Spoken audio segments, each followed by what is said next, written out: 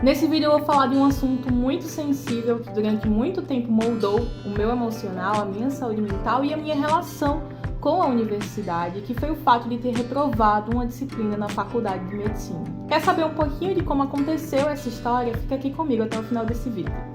Oi gente, sejam bem-vindos de volta aqui ao canal. Se você caiu de paraquedas aqui, não sabe quem eu sou, não sabe o que está acontecendo, muito prazer, eu sou Raíssa Feitosa, sou estudante de medicina na Universidade Federal do Vale do São Francisco, tô terminando o 8º semestre, quase interna, quase no 9º semestre. E no vídeo de hoje eu vou falar um pouco de como foi essa minha relação, o porquê que eu evoluí com a reprovação na faculdade e como isso me afetou, como essa reprovação ela foi sendo construída e como consequência isso repercutiu diretamente no meu emocional, na minha saúde mental, a ponto de influenciar inclusive a minha produção de conteúdo aqui na internet, porque eu encarava essa reprovação como um fracasso e eu demorei um pouco para ressignificar essa história, saber retirar as coisas boas daquilo ali e levar como aprendizado para minha vida.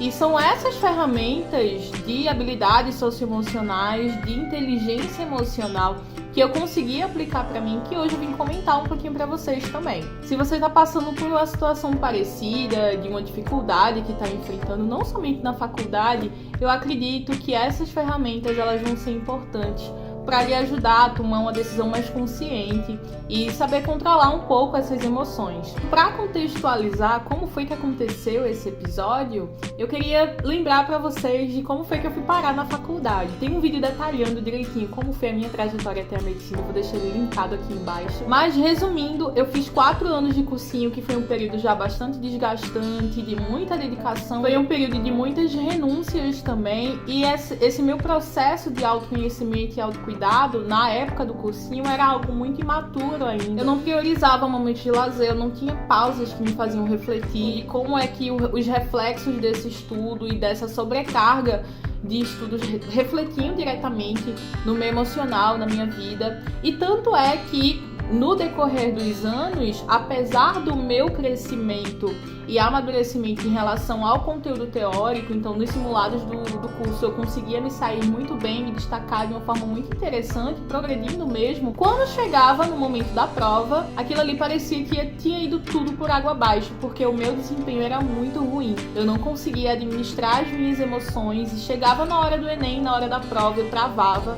Ia muito mal, meu desempenho era péssimo. E foi nesse contexto que eu prestei vestibular, tentei 4 vezes no último ano. Eu tive um acompanhamento psicológico de uma pessoa que realmente me ajudou, e se não fosse essa ajuda a saber controlar essas emoções, talvez na hora da prova eu não tivesse conseguido naquele ano. E talvez hoje o meu cenário estaria sendo totalmente diferente, eu não estaria aqui conversando com vocês. E depois desses 4 anos de cursinho, eu consegui finalmente ser aprovada no vestibular de medicina e precisei me mudar para outra cidade, para Petrolina. O meu aprendizado de inteligência financeira era praticamente zero, e além de ter que conseguir administrar o meu dinheiro numa cidade nova que eu não conhecia ninguém, eu tive que lidar também com a organização de casa, a organização da minha vida, de como é que seria a rotina para ir para a faculdade, ter que fazer comida, limpeza, pagar conta, lidar com os desafios da faculdade, novos métodos de estudo, porque era algo totalmente diferente do cursinho. E além dessas questões novas que eu estava precisando me adaptar, também tinha o fato de que eu já vinha um pouco adoecida de não saber respeitar meus limites, de desconsiderar os momentos de pausa, de lazer. Então realmente foi uma bomba relógio que eu não percebi que eu estava alimentando, e quando eu vi, estava prestes a estourar na minha mão. E aí no início da faculdade eu enfrentei alguns problemas, não somente os problemas pessoais, os meus problemas que já vinham sido alimentados por conta da rotina frenética, mas também as minhas amigas próximas estavam com problemas também de saúde mental. Minha melhor amiga, que passou comigo na mesma turma da faculdade, a gente fez cursinho juntas, ela perdeu uma disciplina no 2º semestre, a gente precisou ir para turmas diferentes, e a minha outra melhor amiga de turma no 3º semestre também teve um problema que acabou caindo de turma, né? Resultou como essa consequência. E aí eu fiquei ilhada, sozinha na minha turma, porque as minhas melhores amigas não estavam mais comigo lá. Foi um momento muito difícil também para mim, de achar que eu tava sozinha, sabe? Porque os grupos já estavam formados e eu me sentia um pouco deslocada pra conseguir me encaixar, porque as minhas amigas eram as pessoas que fortaleciam essa rede de apoio, estando eu numa cidade que eu tava totalmente sozinha, não tinha parente, não tenho parente. Receber essa notícia de ter que seguir na turma sem a presença delas foi algo que me impactou bastante nesse período. E aí fui progredindo a faculdade, chegou num dos semestres que um dos professores implicou com a minha presença. Durante a disciplina inteira, eu percebia que a cobrança, o nível de cobrança que era exigido de mim, em comparação com os outros colegas, era muito maior. Um dos motivos que foi o pivô da minha reprovação foi porque em uma das provas ele chegou atrasado. A prova ia ter duração de 1 hora e ele chegou 15 minutos atrasado. Ele disse que não ia contar 15 minutos a mais, né, no tempo, e a gente teria 45 minutos de prova. Ele começou a distribuir as provas, eu fui a última aluna a receber a prova e o tempo não foi respeitado. Então, o primeiro aluno que recebeu a prova já poderia começar fazendo a prova e a última pessoa que recebeu, que fui eu, teve um tempo menor de duração. E aí eu lembro que não foi uma prova muito extensa, eu acredito que foram 7 questões, 3 questões abertas no final ou 2 e o restante eram provas de múltipla escolha, questões de múltipla escolha, só que foi uma prova muito difícil. Eu diria um pouco além daquilo que foi abordado durante as aulas, mas enfim. E aí eu tinha feito a prova toda a lápis e ia passar a prova para caneta no final desse tempo, inclusive as questões abertas discursivas que eu tinha escrito a lápis. E na hora que finalizou a prova, esse professor foi pegando as provas dos alunos que ainda não tinham concluído e na hora de pegar a minha prova ele simplesmente puxou da minha mão. Eu tinha pedido a ele para eu terminar de passar para caneta, mas foi sem sucesso. E ele não considerou absolutamente nada do que estava escrito de lápis, apesar das respostas estarem corretas. Era uma prova que eu tinha uma capacidade, sinceramente, de tirar pelo menos 6 de nota e ele me deu 2,35. Ele entregou as provas presencialmente pra gente corrigir lá na hora. Eu fui questionar ele, dizendo que ele tinha sido muito injusto, porque o tempo de prova foi diferente para os alunos. Eu tinha sido a última aluna a receber, e as pessoas que receberam antes tiveram a oportunidade de ter um tempo maior para a prova, que tinha sido inflexível em discutir lá a conduta que ele tinha tomado, só que ele foi irredutível. Eu chorei muito nesse dia, porque eu sabia que essa era uma disciplina muito difícil de passar. As outras pessoas que já haviam passado por esse período comentavam que era uma disciplina bastante penosa, porque o nível das provas era um pouco diferente daquilo que era abordado realmente na aula. Nessa época eu fiquei tão abalada com essa situação que eu nem fui para as revisões de prova, coisas que os meus amigos iam e conseguiam 1 ou 2 pontos por prova, assim, sabe, de coisas que ele cortava sem necessidade. E mesmo com as outras provas tentando tirar uma nota que conseguisse cobrir, então não foi o suficiente e ele me reprovou por 0,04 na média. Fiquei com média 3,96 e ele não me deu o direito de ir pra final. E eu lembro do dia que eu fui conversar com esse professor, eu tinha marcado um horário com ele e explicar que eu tinha vindo de uma cidade diferente, que a rotina aqui tinha sido totalmente desgastante pra mim, que eu tive um pouco de dificuldade de me adaptar inicialmente, mas que eu estava disposta a fazer a avaliação final, caso ele me desse essa oportunidade, tananã, até porque foi 0,04 na média, né? Tipo, somando 4 avaliações era 0,16, coisa que se eu tivesse tirado um pouquinho de nota a mais em qualquer uma das provas, eu teria pelo menos o direito de ir para a final. Ele disse que infelizmente eu não tinha capacidade de ser aprovada na disciplina dele naquele momento, que aquela oportunidade eu não ia ter de novo, somente no internato, e tava nítido que eu não tinha aptidão para passar na disciplina. E o que mais me marcou nesse dia não foi nem a negativa dele, foi porque começou a escorrer uma lágrima assim no meu rosto, tipo, a ficha caindo de que eu tava reprovando naquele momento, da conversa que ele tava falando, e ele veio com o dedo polegar fazer isso no meu rosto. A inteligência emocional, né? Porque a vontade. Na avaliação final, ele deu 2 pontos pra todo mundo, que foi para a prova.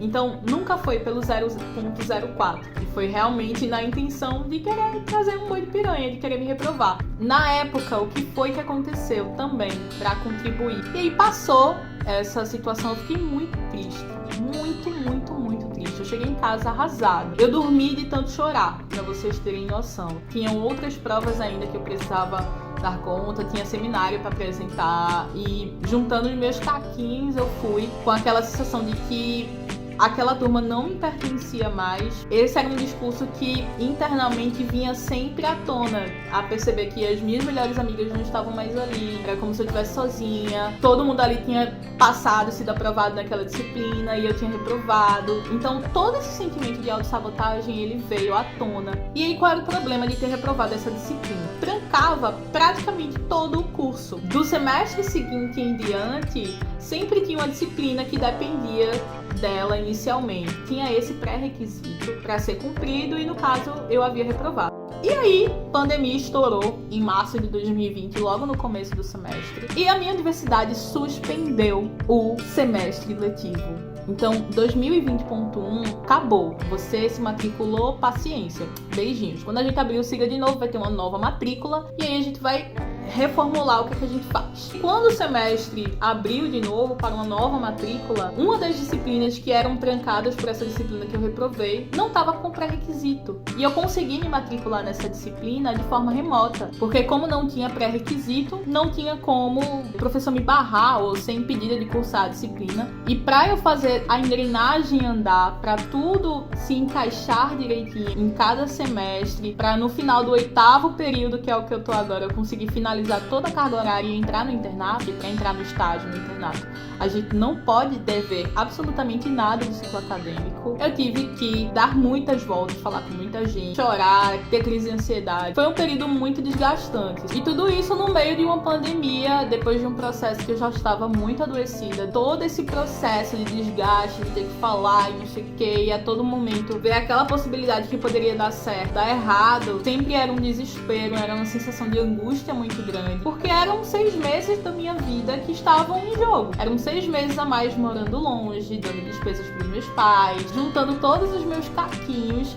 para conseguir dar conta, prosseguir com o curso, terminar e formar com a minha turma, até para mitigar mesmo os atrasos que a pandemia provocou na minha formação. Eu estava lutando ao máximo para poder fazer isso dar certo. E eu confesso para vocês que não foi uma tarefa fácil. Eu não tive férias desde que eu assumi essa responsabilidade de querer voltar para minha turma, porque todo período de férias era sempre o período que o SIGA estava se reorganizando, então era o período que eu ia ter que falar com os professores, ter que ver como é que eu ia organizar o horário, falar com as turmas, para poder, qualquer modificação de horário, eu tinha que informar o pessoal que ia pagar as disciplinas. Então foi realmente algo muito desgastante que eu pensei que não ia conseguir. Piorei muito das minhas crises de ansiedade, passaram a ser cada vez mais frequentes, 2 crises, 3 crises na semana. Enfim, aos 45 do segundo tempo, deu tudo certo. Eu consegui organizar todos os semestres para conseguir fechar toda a carga horária antes do internato. Esse 8º semestre eu consegui pagar tudo que eu devia.